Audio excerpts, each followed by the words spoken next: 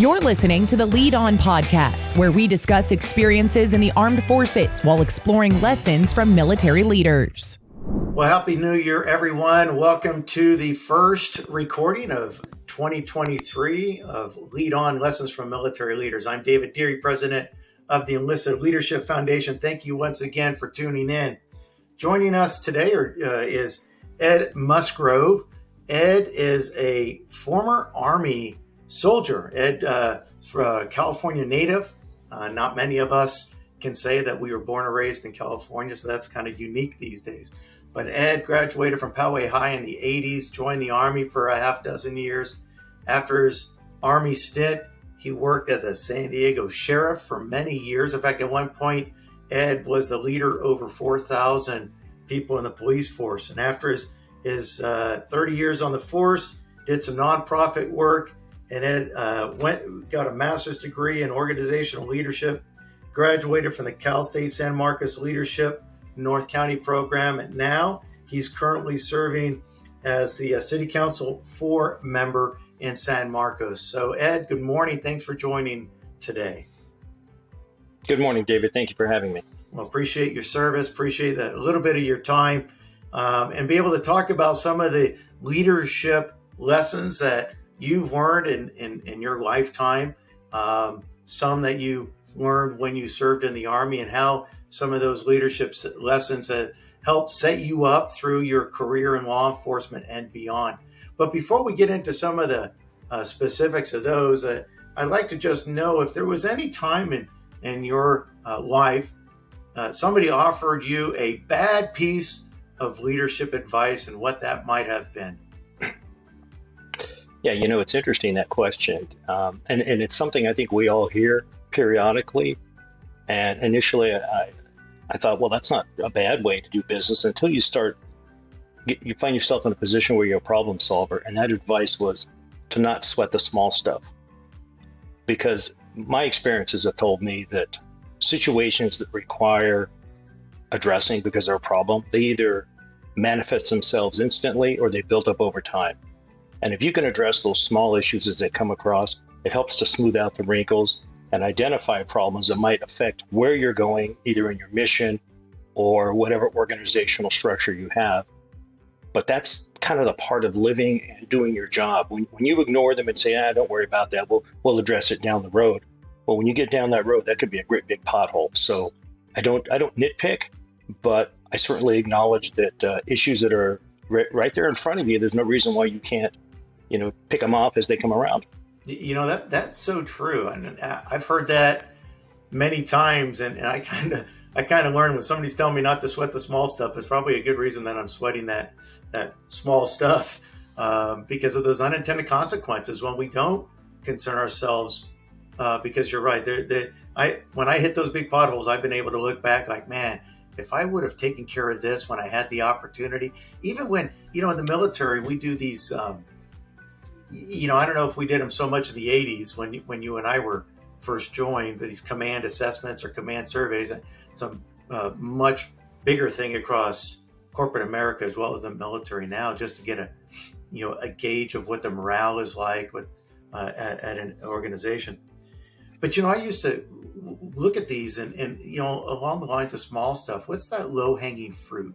What's those things that you could just grab and you can make it an effective change right away? And it's amazing how that can boost some morale. So even sweating some of those small stuff, in a sense, it does show as a leader that you care, that you're paying attention to the little things. Because what also may be a small sweat, small to us, may be a big issue to somebody else, That's right. And those are great targets of opportunity to offer to either subordinate leaders or those who are not yet in a leadership position to take on a task so they can start establishing their own priorities and how they want to approach issues and, make yourself available as that sounding board and that point, but not taking over, but ensuring that it remains on track and always knowing that there are often a lot of right ways to do a job. And individually, we find what's comfortable for us as long as we get where we need to be. Yeah, I'm looking down from when we first talked about this podcast, and I was thinking back, how one of the things we talked about is how you create an environment that promotes leadership for everyone involved. And I think you just kind of described that, right? And part of our job as leaders is developing future leaders. So, how was there ever, how did you do that? And whether in your military or law enforcement, how did you create that environment that promoted leadership across the entire organization?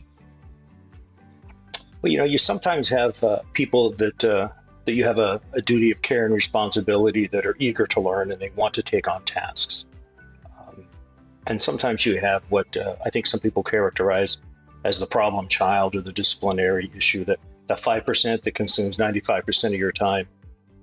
And I went to, as a new second level leader, new lieutenant of the sheriff's department, I went to a friend that I trusted and I said, look, I have a problem with this one employee continually causing problems with the team.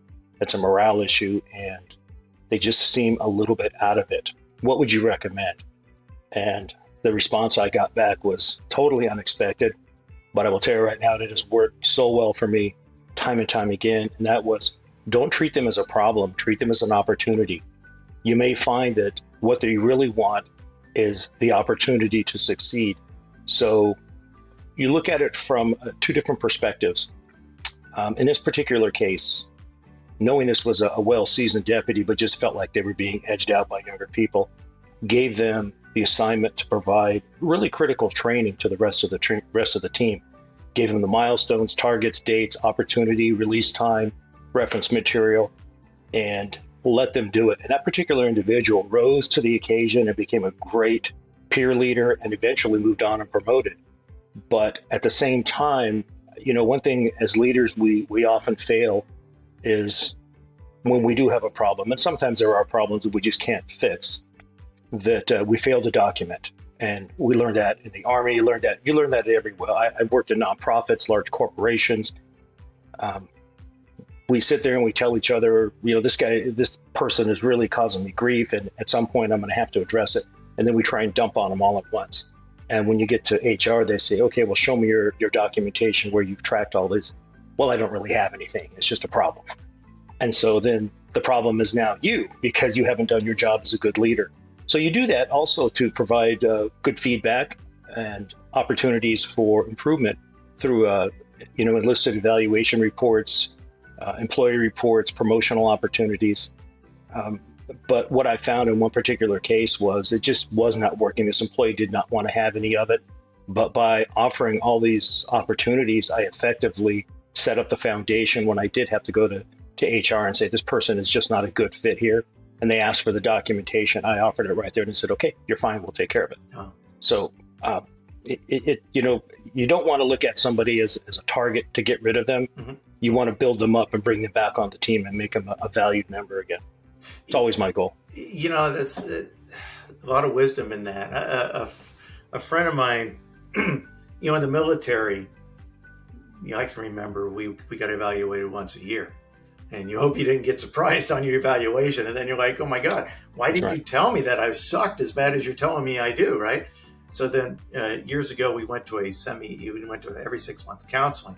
My dad told me, he said, don't wait to be evaluated. You should always talk to your boss and get some checkups just to make sure things are going well. I used to think that if I'm not being told I'm doing bad, then I'm going to assume I'm doing well. But it's always good to be told that. In my corporate job we get quarterly counseling. But in the military, a friend of mine would say, when you talk about setting people up and not trying, looking at them as opportunities, is, we're either going to pay for them by the time we invest now while they're serving to make them a better soldier, sailor, airman, coastie, Marine, Space Force, a Guardian. Want to get them all. Or we're going to pay for them when they get to the other side of the blue line, when we never took the time to invest in their personal and professional development once they get kicked out or processed out for whatever the reason. And if they're not a productive member of society, we're going to be paying for them, whether that's through free healthcare or food stamps or something like that.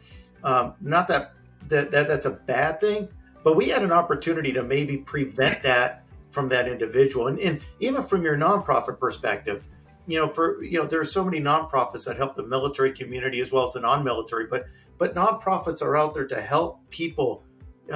Nobody goes through life wanting to fail. Everybody really wants to succeed. Sometimes they need a little help along the way, and that's where the nonprofit world comes in. But yeah, that's right. Yeah. Go ahead. And David, it's interesting you brought up nonprofits because quite often you're dealing with volunteers. Mm-hmm. Right. First of all, you're grateful for their help. Yeah. You really can't fire them. Nope. But there's a critical aspect that we as leaders, I know you don't, but sometimes we fail to realize is that our perspective is not universal. Their peers may see them as a great guy, a great person, love to have him around. They're the one person that laughs and jokes. And for you, they're just a supervisory nightmare. Leadership does not operate in a vacuum, and you're constantly being watched.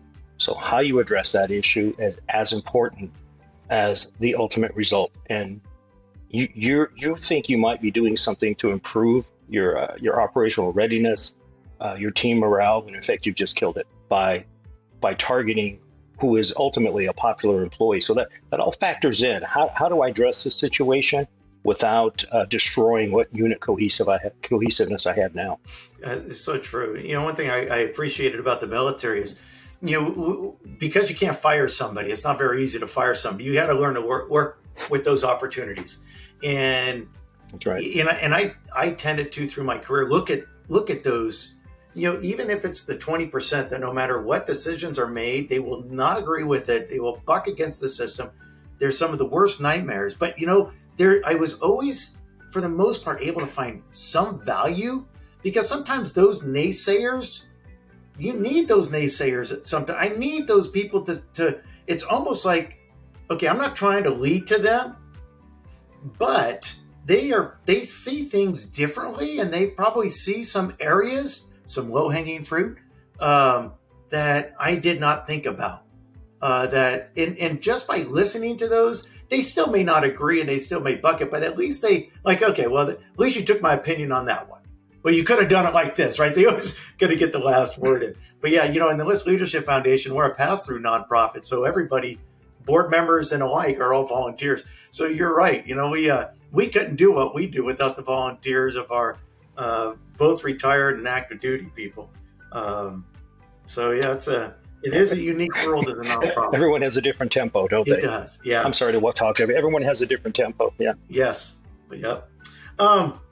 So, what aspects of your life have led you to where you are today, from military to police force to now a politician? It's interesting. I've always had a great sense of community, whether it was as a squad leader working with my platoon company.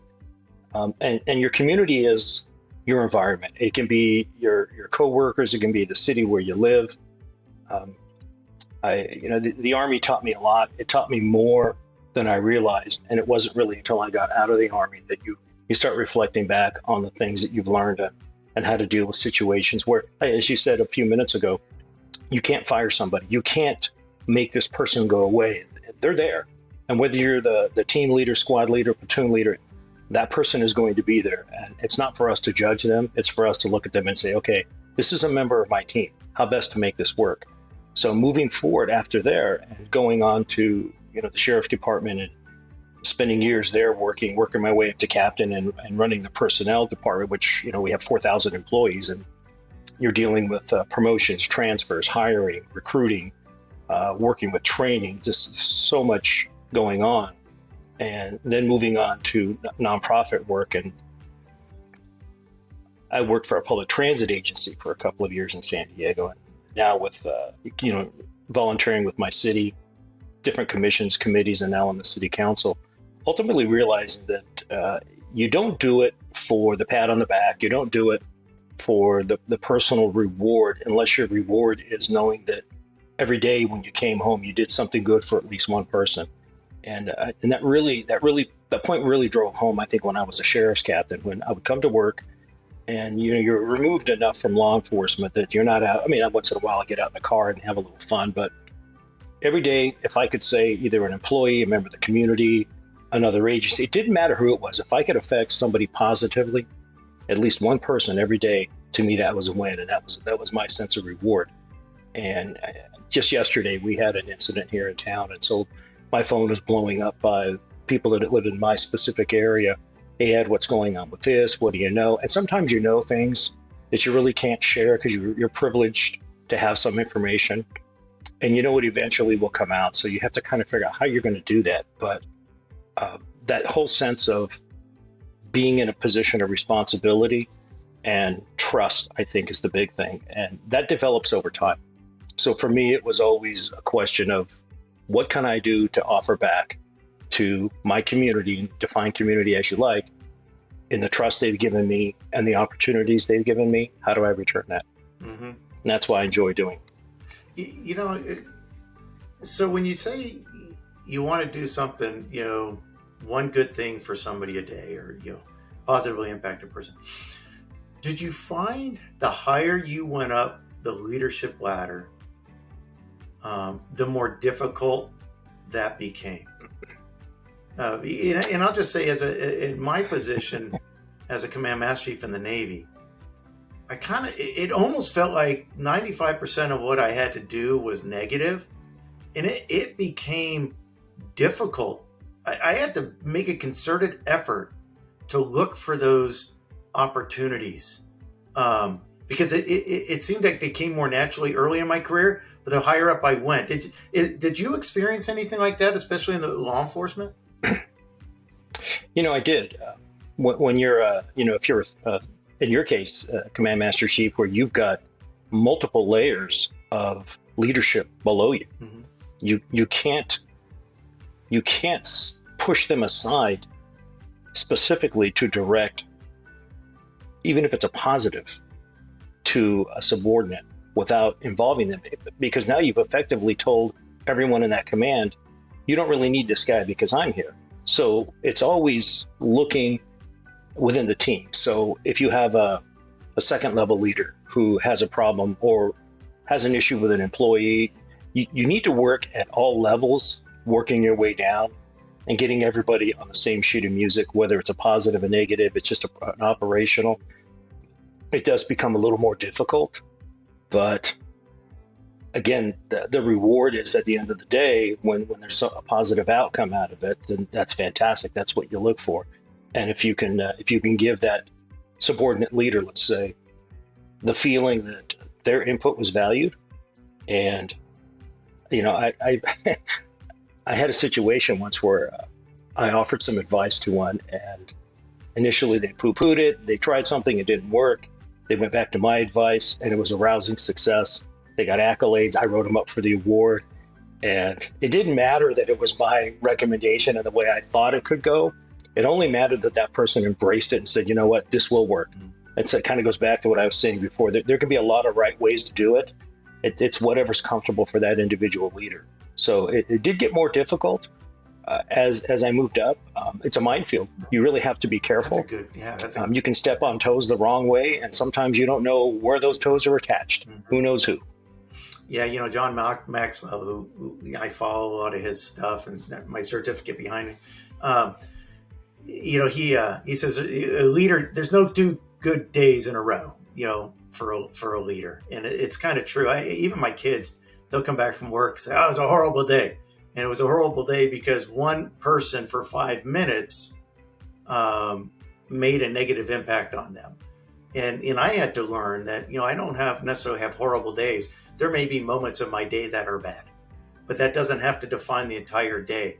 And, you know, when I was having those horrible days in the military, I could just walk down to the mess decks or just walk around and see what the sailors are doing, see all the goodness that's taking place. And, you know, in a position of leadership, when you show a little attention, what's a little to me, a few minutes of my time, which oftentimes selfishly is to just give me a break, is so impacting for them. The fact that their leader, their supervisor, whoever that may be, would come and spend time to learn what they're doing, to give them a pat on the back, to show interest. Boy, that's huge. And I'll tell you, that would fire me up, to be honest with you, and set me up for success the rest of the day. That's right. So, I want to ask, we're running close on time, but, was there ever we've talked about creating environments of success and, encouraging others and giving, multiple ways to accomplish the same task.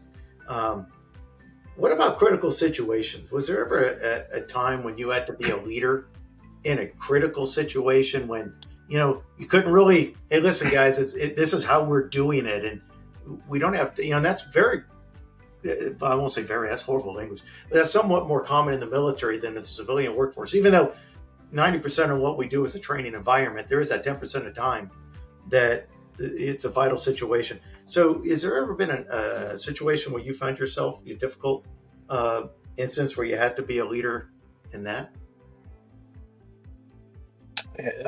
I can talk about an incident that we discussed previously when I was a patrol supervisor. I was a team sergeant, and it was the sergeant's schedules overlapped the deputy schedules just for the sake of continuity and ensuring that nothing was lost in the interim.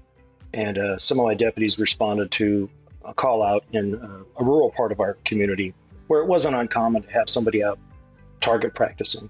And the call came out as somebody shooting. And as the call developed, it turns out we had a person on a rooftop and he was shooting in his neighborhood. So the deputies were on their way, and because it was in between their shifts, I knew that we were a little bit short of bodies. So I started heading up there, and as I came on the scene, we had deputies that were there ready to go. And so I sent a scout team out because this is back in the days of Thomas Brothers maps where you didn't have satellite imagery, but you had a map to kind of orient a little bit. So we sent them up to a point where we knew that generally where this location was, and this person was on the roof of a house and he had the high ground, literally on top of a hill. So the deputies, they dismounted and were walking up to a point where they thought they could see where the house was, and they started taking long gun fire. So they jumped down behind a berm, they put out the call, and I still had two other deputies with me. We knew that we could get to a point where their cars were relatively safely, so we did that. And I had three deputies with me, one of whom was a former Army a soldier. In fact, we had spent time in Germany, not knowing it at that point, but we had spent time in Germany together. And we had a former Marine and a former sailor. So we set up a skirmish line and we started doing kind of a little bit of a bounding overwatch going up our way up the hill as my deputies that were pinned down were trying to return fire. So we got up to a point where we could see where this person was, and he was hiding behind the chimney on the house. It was very difficult to get to him with the return fire. And the deputies returning fire had an AR-15. So it wasn't that he wasn't trying, just couldn't do it.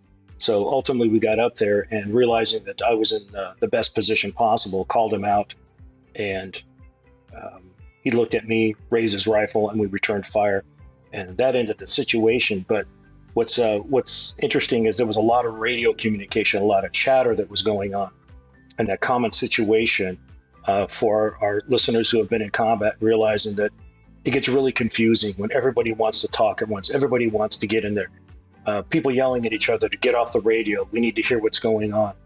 And my lieutenant, who was my boss at the time, yelling at us to hold our position, but knowing full well that our helicopter was not going to get any closer than 2 miles out because we had a rooftop sniper. They want to take fire. And knowing that my troops were under fire and the community was in danger, well, I wasn't going to wait. So we just went ahead and essentially took the hill and ended the problem. And it was kind of interesting because later on I was asked, well, why didn't you listen to what was going on there? I said, because I had an immediate threat. I wasn't going to sit back because we had been training to address that threat from the school shootings that was going on in the early 2000s. That we're not waiting around while people are in danger. We talked about the 595. It's that 95% of the time where you're driving around being officer friendly. Well, this is the 5% where you're going to earn your keep. So you are going to go up that hill and you are going to address the threat. And it was interesting, David. This was years after I'd left the Army, but my best friend in the academy and another patrol sergeant who was on the same frequency I talked to him later on. He said, I could hear you on the radio, and all I heard was a soldier on the radio directing people to, cover in place, move here, maneuver there, calling out, visuals, what you could see. So, with extensive hundreds at that point, probably thousands of hours of law enforcement training, it was the military training that kicked in. Isn't that interesting? Wow. Yeah. Not realizing it until he mentioned that to me, and I, upon reflection, realizing, that's where you go. Yeah. This is what works. Yeah. Wow. So, last question before we close. Sure. Yeah. I get asked this from time to time, but what makes a good leader, in your opinion, in your experience? Well, I don't necessarily believe that leaders are created or they're developed with any special tools. I think it's over a period of time, what experiences you have, things you see, your environment, but it is really a matter of circumstance that reveals a leader. And we've seen it before where you might have a ranking officer, and as a command master chief, this, you have a new ensign or a JG, and there's a critical situation. They feel that obligation to do something, but it may be the first class who has the best knowledge. So it really does depend on who is the best person in that particular situation. And that is developed through life's experience, work experience, critical decision making, not sweating the small stuff, allowing those people, when you can manage a situation, allowing them to address it and get that feel for what it's like to make a decision and see the end result, and knowing when the decision I made probably could do it a little bit better. If we have the opportunity, let's stop, regroup, and move in a different direction. And you have to support that without negative commentary, maybe a hot wash after. Hey, tell me what happened here. Tell me. And when you ask that question, why, don't ask why like it's accusatory. Mm-hmm. Say, I need you to educate me what was going through your thought process so I can understand. And I think people appreciate that. Yeah, and to me, that's how good leaders come to be, through that process and then the circumstance of the moment. Yeah, you're right. We're growing into it. And, the really good ones recognize just because I'm in the position doesn't mean that I'm the expert. I used to tell my firemen, airmen, and engine men, the E3s of the world, listen, my ship will get underway without the command master chief, but we can't do anything without you. You guys hold the most critical That's jobs. Right. You're the one, driving the ship, tying the ship up, giving the fuel. You're launching the aircraft. Everything's being done at those junior folk. We can't do what we need to do without the most junior of the people in the military. So it's incumbent upon us as leaders to pay attention and recognize that, listen, they got the expertise. I don't. I'm in a position to advocate, That's right. to support, give them the tools that they need so that they can do their job. Well, they do the heavy lifting. You're just a pretty face. Exactly. Right. Well, Ed, I appreciate you taking the time this morning to be here with us. Before we go, I'm sure that there's times that you've made a bad decision in your career. But, was there one in particular that, man, I dodged that bullet? Mental note, don't let that happen again. But you wish you wouldn't have done it in the first place. It's interesting. And then I'm going to reflect back when I was in the service, and I'll try to be brief. We had a really unfortunate situation. I was working at a remote site, and we had a soldier that passed away on our site. And ultimately, we believe it resulted from an infection that was developed during a field exercise with another unit.